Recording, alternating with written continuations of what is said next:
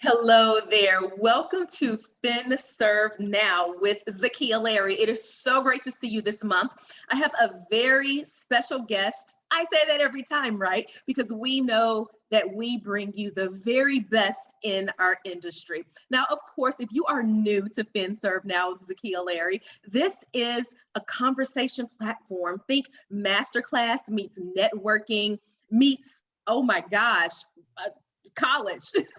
And I say that because we speak to people who give us practical tools and tips for our businesses right now, especially in this season of shift. So thank you so much for joining us today. Now, let me tell you a little bit about our special guest.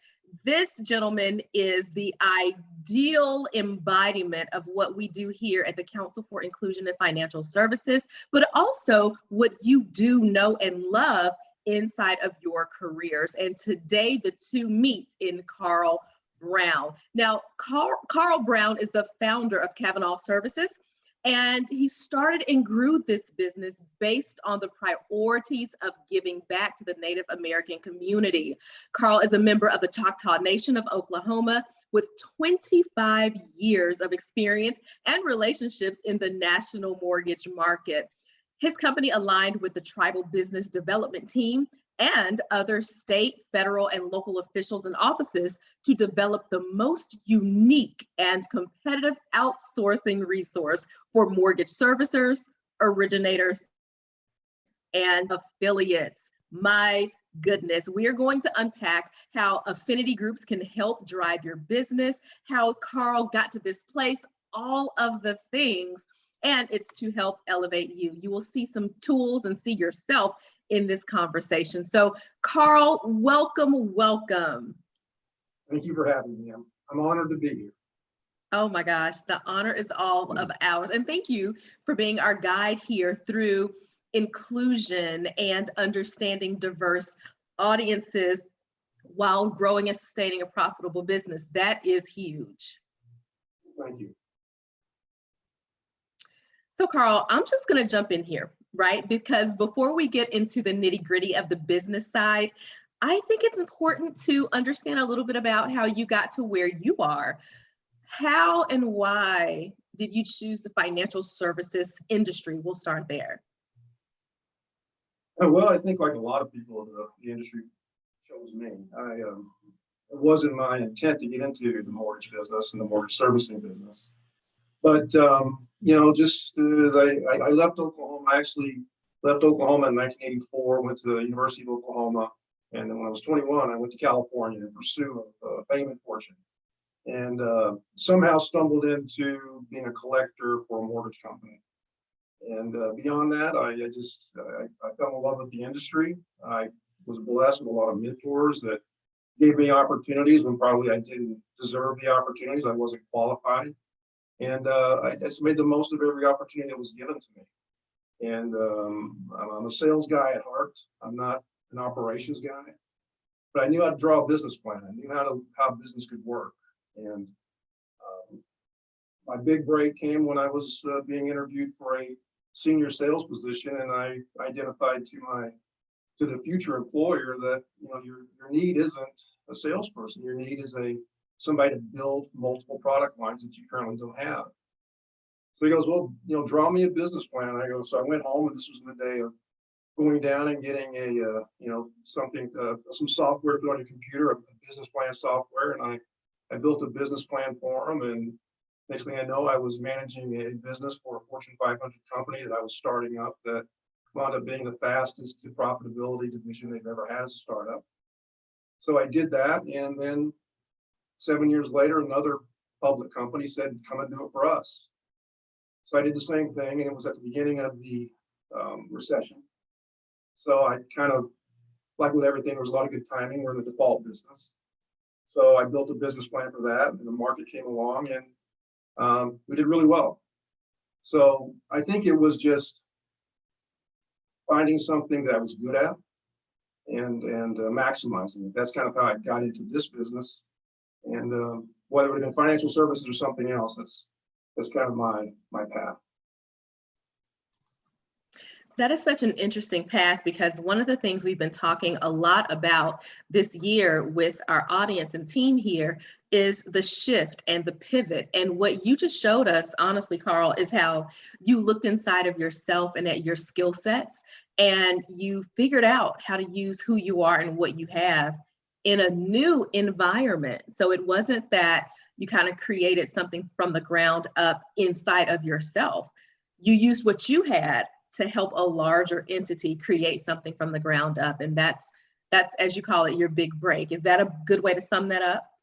Yeah, and I think I was doing something that I didn't know I was doing. Later in my career, I was working for again a Fortune 500 company, and the CEO. We used to have to do these management 360 reviews. And if you've ever done those 360 reviews, you have your peers evaluate you and come back and tell you your strengths and weaknesses. And to a person, it's just the opposite of who you think you are, right? You think you're strong at one point, your peers say, no, that's really your weakness. Absolutely. And, the CEO said something to me that I'll never forget, and I didn't realize that I'd actually applied it before he told me that is, most people want to try to improve their weaknesses. Yeah, improve it, but do more of your strengths. Do twice as many of what you do well, instead of trying to be better at your weakness than your strength. Your strength is your strength, and basically, apply that. I love that, Carl. I'm going to be applying that in my own life. Wow, already so many good nuggets, and we're just on our first sort of ramp up here. So I'm going to pivot a little bit and talk about your background, because you specialize now in servicing the Native American community. And of course, you have a proud Native American heritage. This path that you laid out for us, at what point did you say, specialization and niche is a great idea? How did that come about?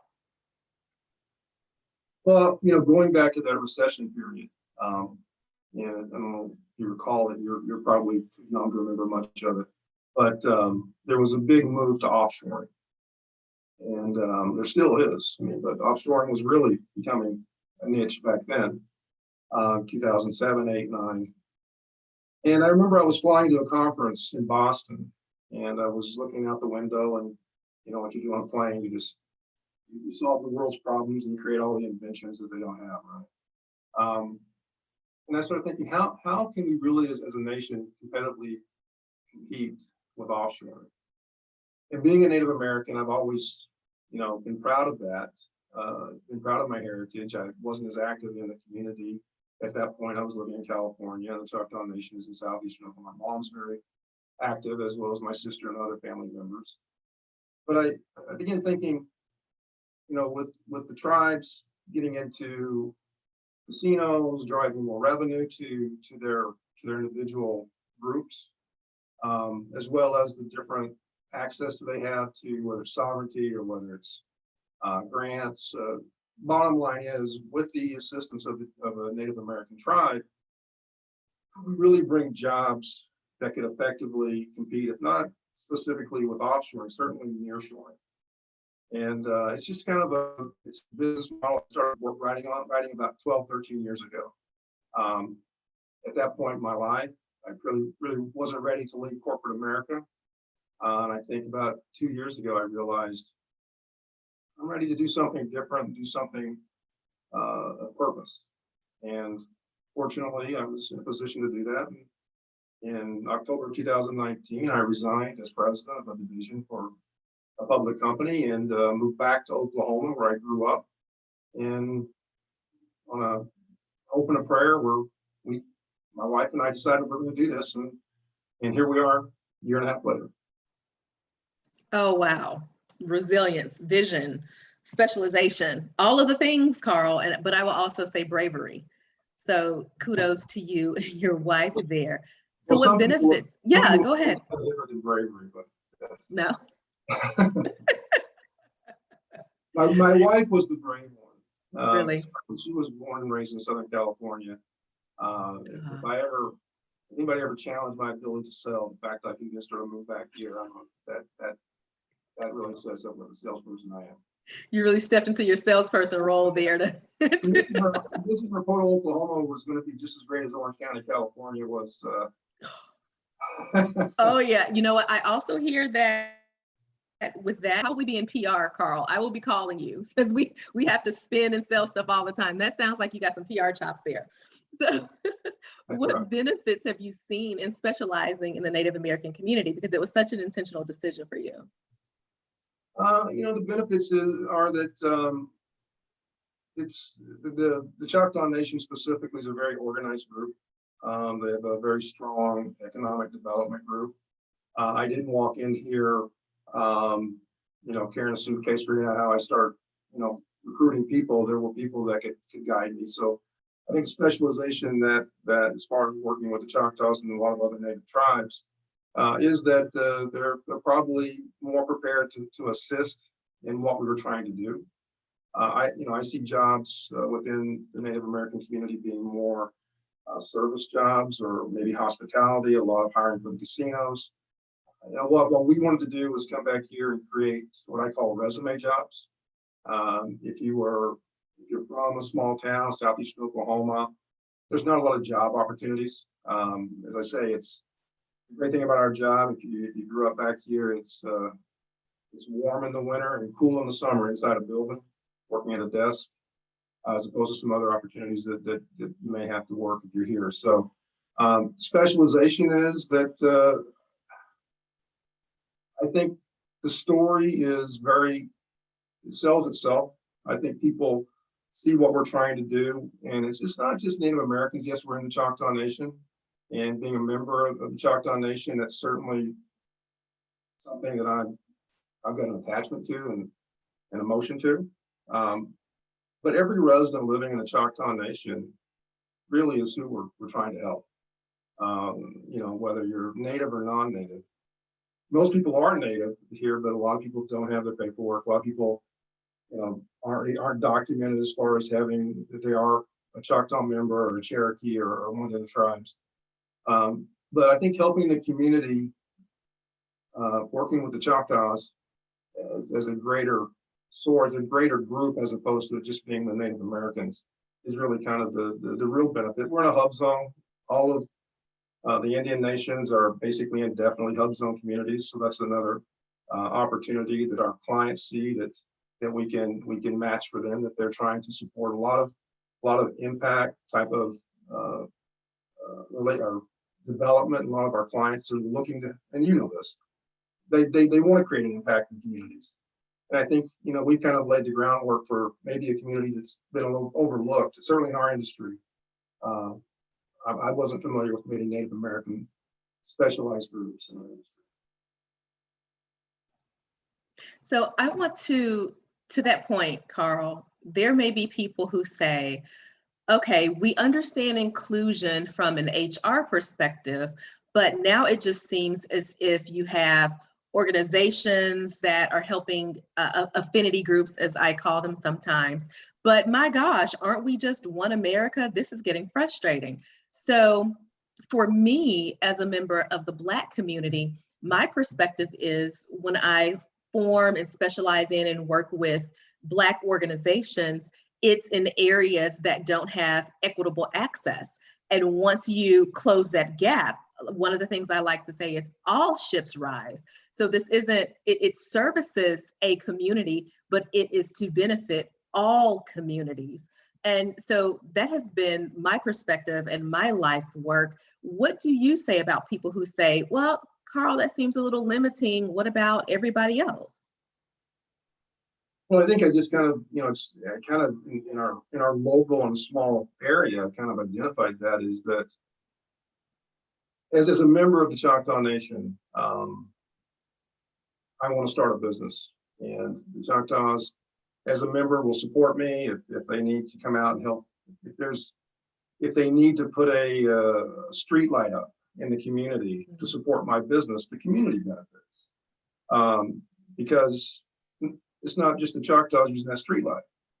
Affinity groups are great, and I definitely feel blessed that I'm here to hopefully do something of purpose for my community, both as a Native American as well as a Potonian, Poto, Oklahoma, in Oklahoma.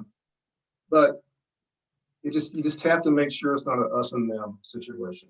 Right. It has to be everybody. And I think that's where if you do something that we're doing and if you're working with a specific group, you never let it get to be us and them. Mm-hmm. Oh, I love that. Never let it be us and them. And that's a big piece of inclusion, CIFS. It's about inclusion, even when servicing different communities. So thank you for laying that out. Now, Carl, you launched this amazing company in a recession. You talked us through your process there. And in a lot of ways, businesses are still recovering from effects of the lockdown, and some businesses haven't even started that recovery process. So a lot of this you've seen before economically. So as a business owner, is there a silver lining in weathering a crisis like the one our nation is facing? Yeah, there has been some silver linings, both personally and professionally. There's been so much suffering in the last year. You hate to point out silver linings because it sounds like it's a very selfish way of looking at it. But as a business with a brilliant business plan, we signed a lease in March of last year at the very beginning of a pandemic. Boy, that just seemed brilliant at the time. About 2 weeks before that seemed brilliant, and then next thing you know, there was a 2-week lockdown. But the silver lining, I think, certainly in the beginning of everything that's occurred, there seemed to be we all united. We're all in this together.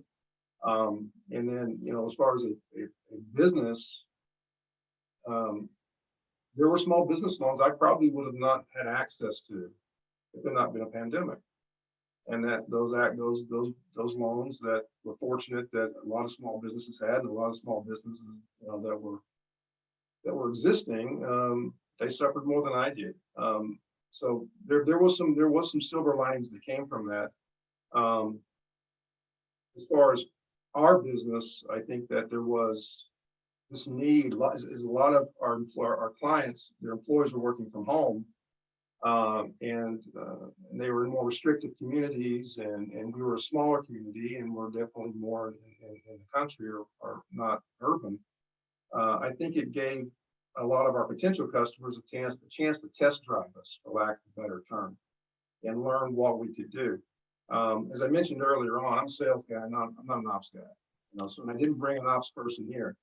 So I had to go out and find people here that knew nothing about our industry and that were bright, that could learn our industry. And we were blessed and fortunate enough that a couple of clients that said, we really like your concept, we really like what you're doing, we like your price point. Why don't we train your staff? We got a couple of projects here. Why don't we have our managers train your staff? Our staff's at home right now. And it's a real testament to our community and our members. And they picked it up in no time. And now they're subject matter experts. I walk around our building and I hear phrases, mortgage servicing phrases that I never thought, certain people that I know have, my niece works for me, right? You hear my niece talking about using mortgage terminology I used for 25 years in California, knowing that before that she was working as a dispatcher at the chicken plant. But she's smart, and she picked it up, and now she's subject matter expert for us, and our clients rave about it. And we have so many people like that. Oh my gosh, that is exciting. And this also really answers my next question. How can businesses stay afloat and rise, especially a highly specialized group during an economic downturn? But you already, Carl, pointed to obviously the loans that businesses were able to take advantage of. And also you just talked about building an amazing team, finding those smart folks who can pick it up and run with it. Do you have any other tips for our mortgage professionals and mortgage servicer folks listening in today on how they can start to rise above the fray, especially economically?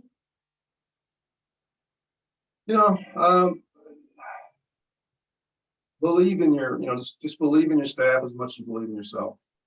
I think it's not rocket science. what we're doing is service. We're providing a service to customers, and it's it's the old adage. It's candidly, it's more than 50, maybe 70% showing up.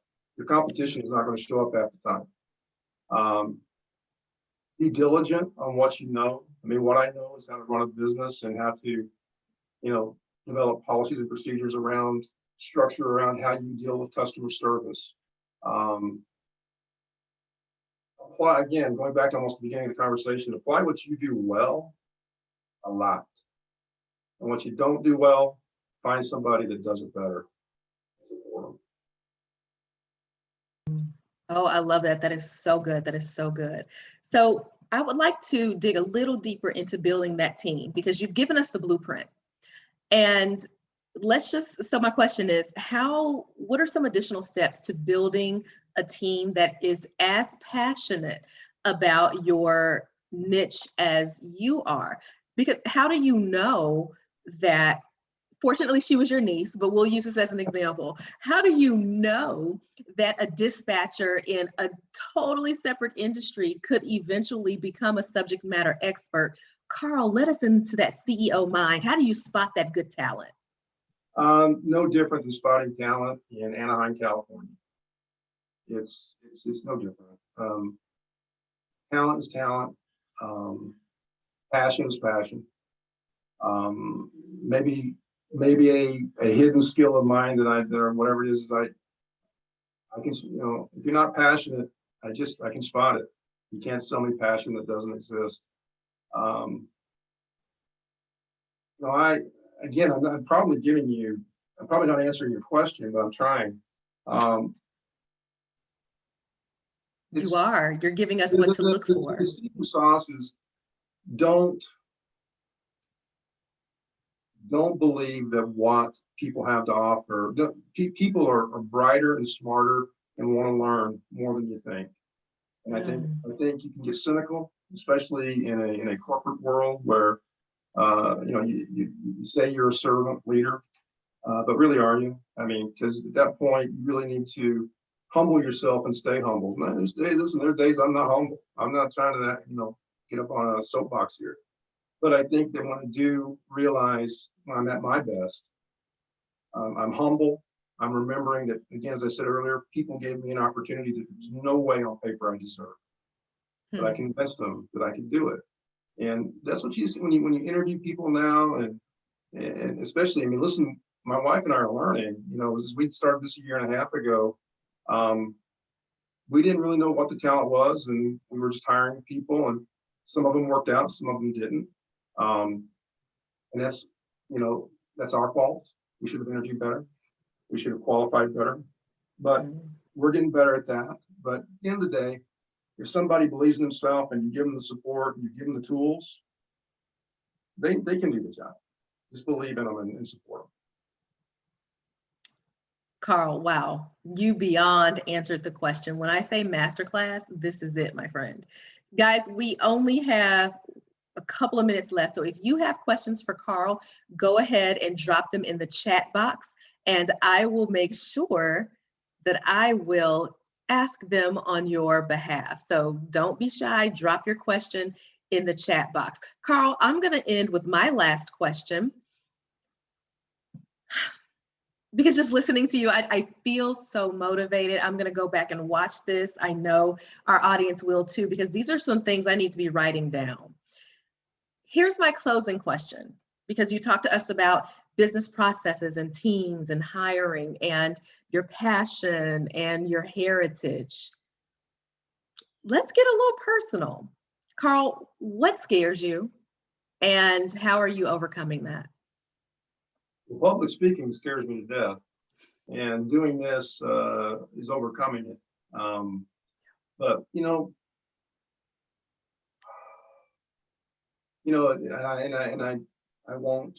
I'll misquote it, but Steve Jobs, who, as a business person, I admire a lot of things I don't admire about him. But another person, the lady that worked with me, had given me a little card before she left the company, and I'm paraphrasing it, but Steve Jobs basically said, the fear of death makes big decisions easy. And, that's what scares me, is not making those decisions when I had time. Wow, that is powerful. Thank you for that. Tiffany Fletcher has a question. Got it in right on time. Tiffany, thank you. Carl, what advice or encouragement would you have for other small business owners striving to grow their business and remain viable in the future?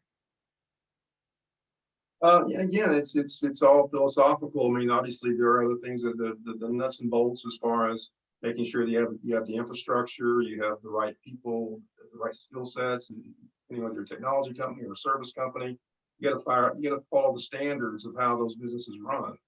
But the moment you lose passion for your business, it doesn't matter what your infrastructure looks like, or what you have in place, or what your products are. Your customers know that.